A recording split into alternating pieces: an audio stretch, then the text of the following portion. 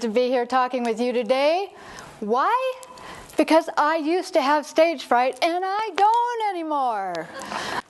And I'm here to share with you some techniques and some concepts that might be very unusual for you. But my mission is to offer them so that you can say the same thing.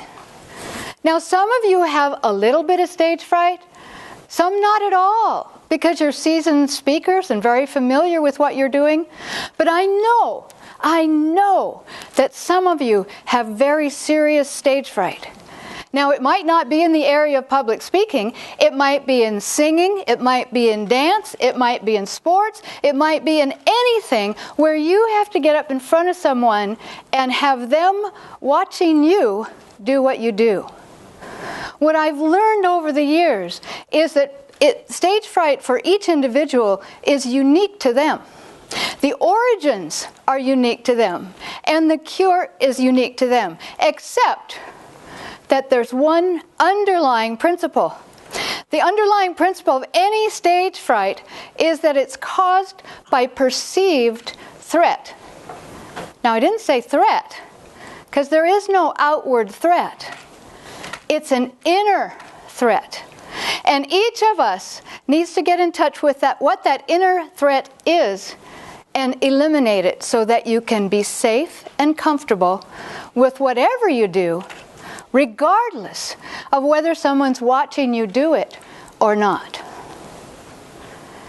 Now, in 1996, nearly 20 years ago, a little brochure came over my desk, and it said, "There's a cure for phobias."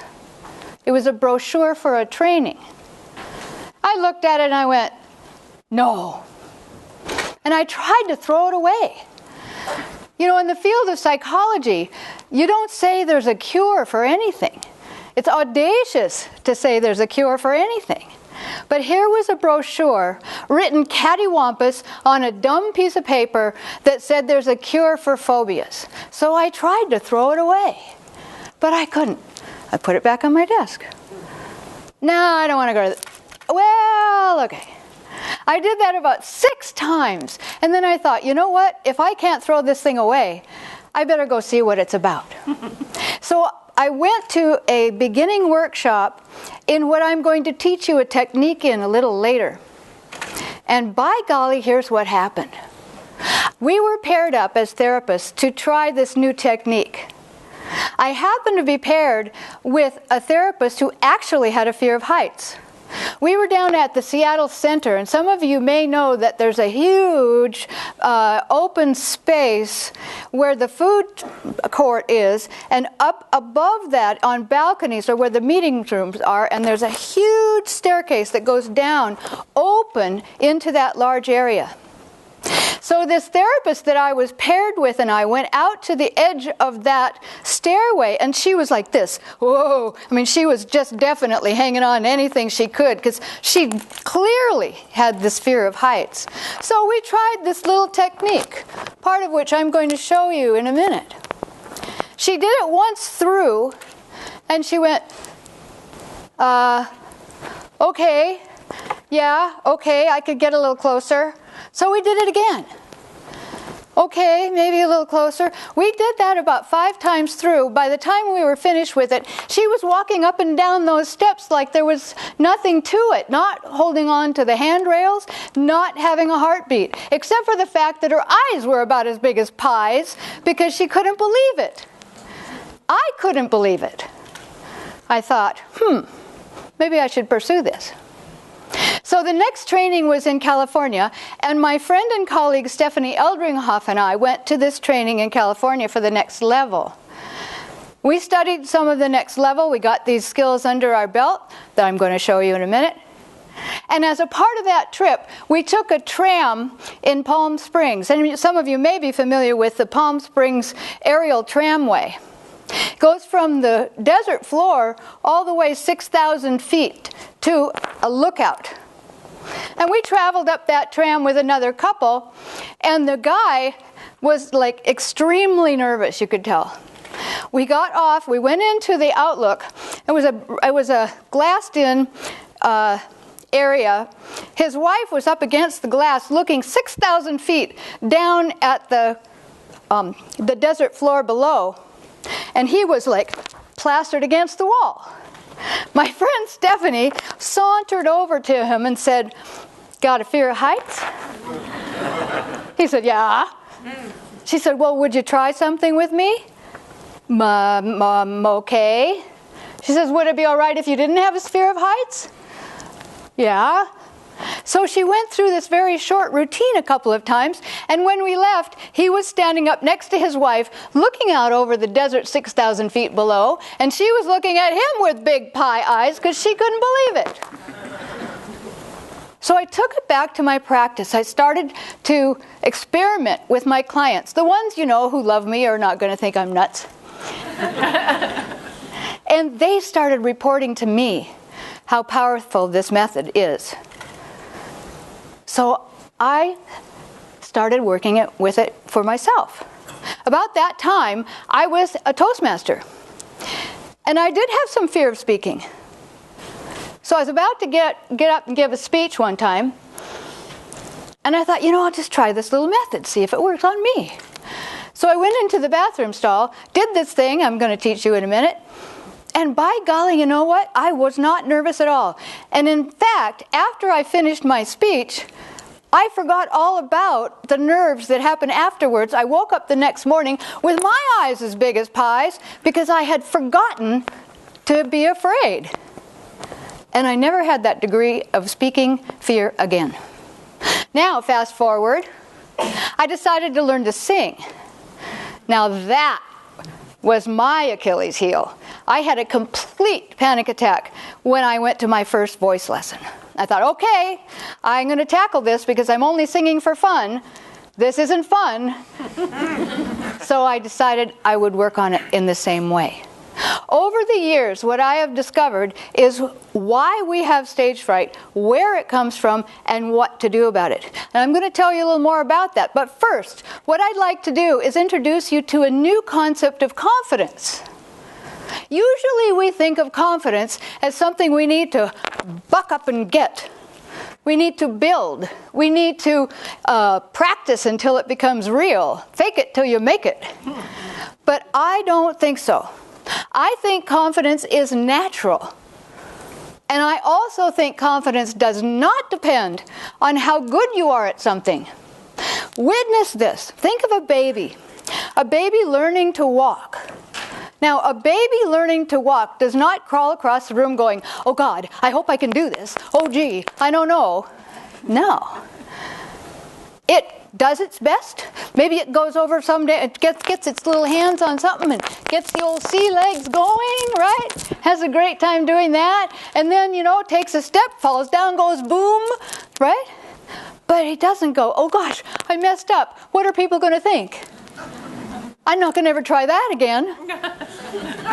No, there's an innate impulse within us to learn to walk. Does that baby have confidence?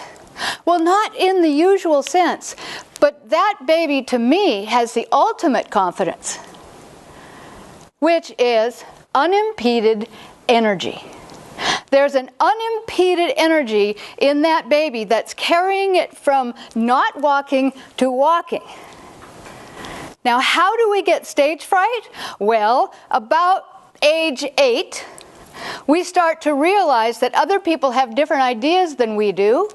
Other people have opinions. There's pecking order. There's who's better than someone else, or smarter than someone else, or prettier than someone else, more handsome than someone else, more likely to succeed, etc. And there's such a thing as embarrassment and shame.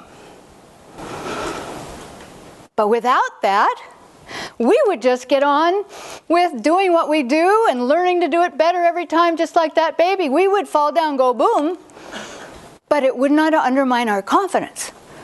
We would just keep going. So all of those experiences that we have, that all of us have, that put us in a position of feeling embarrassed for ourselves or feeling badly about some aspect of ourselves, puts us at risk for stage fright.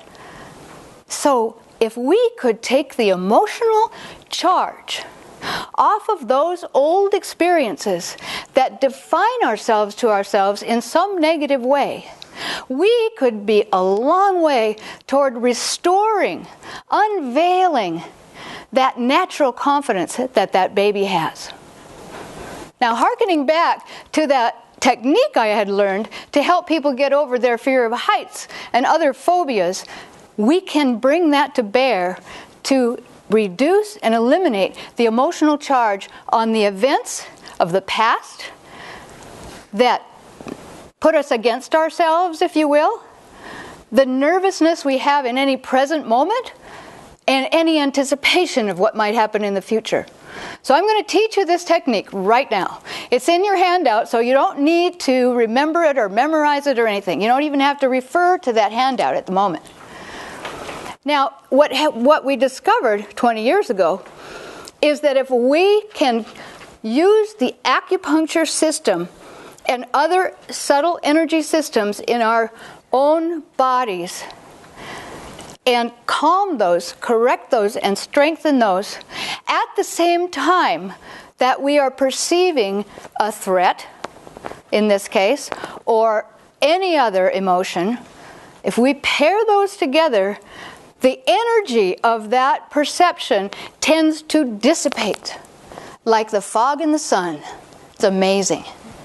So I'm going to teach you how to tap on some particular acupuncture points and then do another very easy breathing and holding your wrists together exercise. I'll show it to you very quickly and then we can do it together. You're going to tap right on the inside end of your eyebrows where your eyebrows meet the bridge of your nose. That's point 1.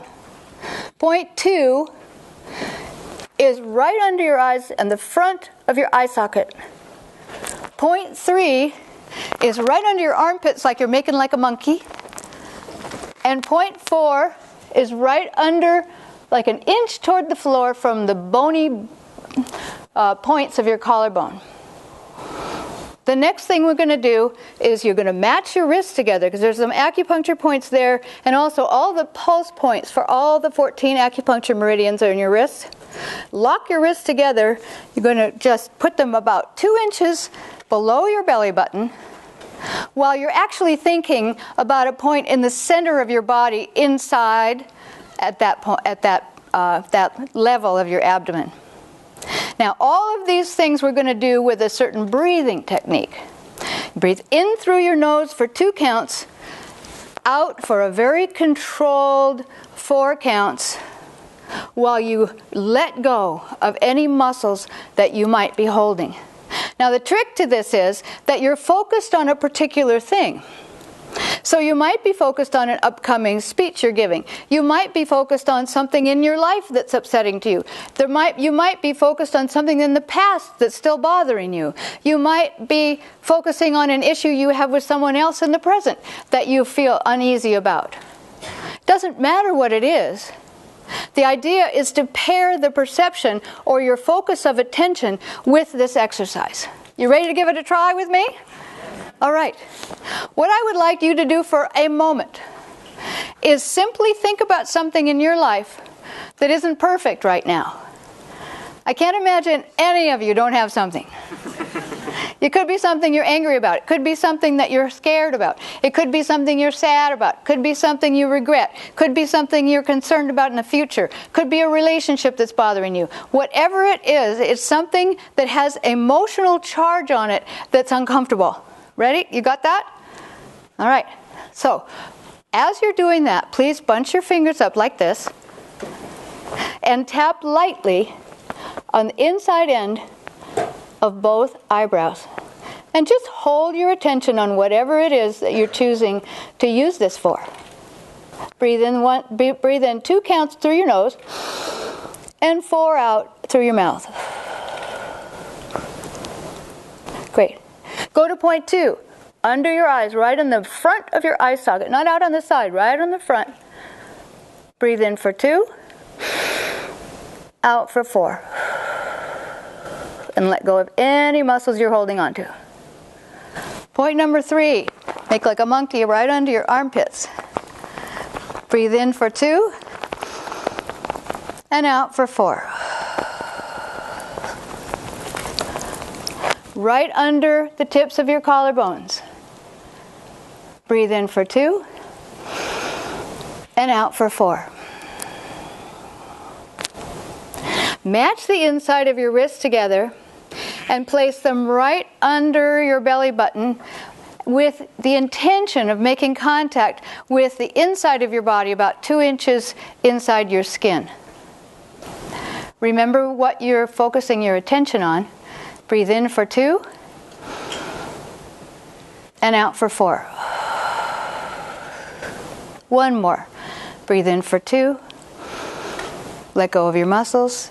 Out for 4. There you have it. I would suspect that the vast majority of you are feeling calmer, more relaxed, and perhaps a little less bothered by what it is you started with. Let me tell you another story. About 2 weeks ago, I had a new young client come in who had some unfortunate childhood experiences that I won't go into.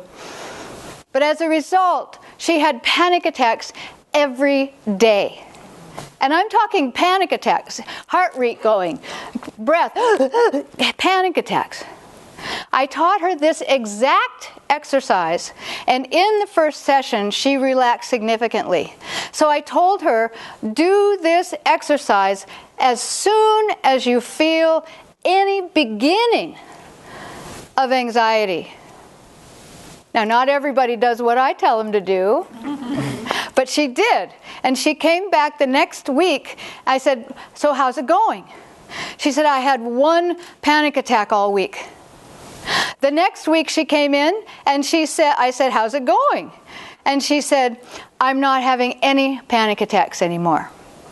She intervened at the very moment that the panic attack was starting to happen and stopped it in its tracks.